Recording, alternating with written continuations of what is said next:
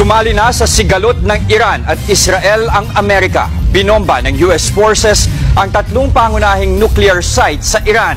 Nasa frontline ng balitang yan, si Rainiel Pawid.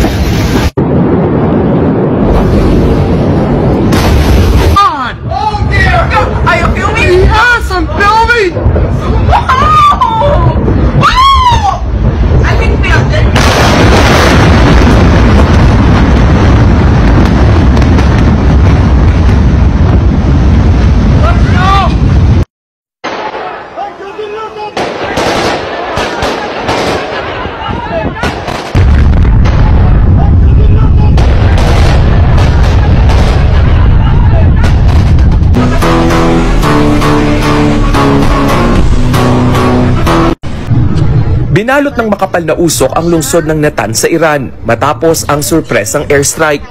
Ang gumawa niyan ang militar ng Amerika. Tatlong pangunahing nuclear sites ng Iran ang pinilay ng US forces. Kabilang na ang Fordow nuclear program. Ang aksyong yang kinumpirma ni US President Donald Trump. Pinadala raw nila ang B-2 bombers. Git niya success ang military operation na tuluyang na-wipe out ang mga nuclear site roon. Tinawag din niyang bully ng Middle East ang Iran. Our objective was the destruction of Iran's nuclear enrichment capacity and a stop to the nuclear threat posed by the world's #1 state sponsor of terror.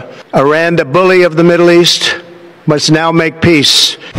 Nagpasalamat din siya kay Israeli Prime Minister Benjamin Netanyahu sa tulong ng Israel.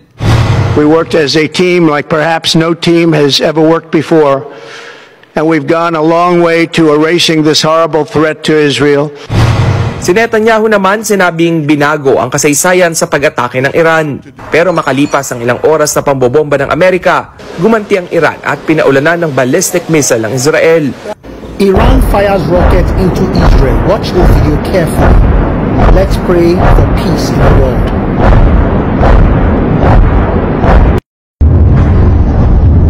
ما هذا الصوت يا أبي؟ إنه صوت الحرب يا أولاد.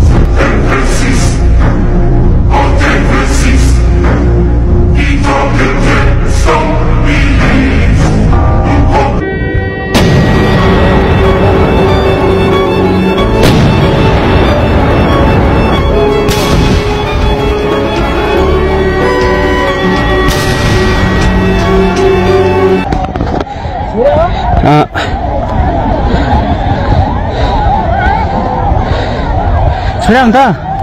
그래서.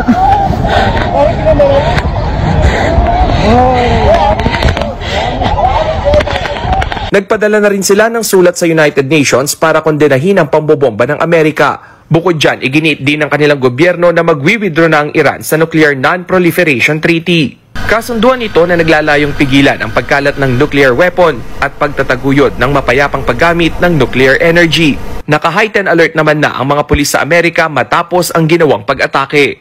Matatanda ang nagbanta ang Iran sa Amerika na kapag sumali sa sigalot ay gaganti ang Iran. يجب أن تسقط وستسقط إن شاء الله.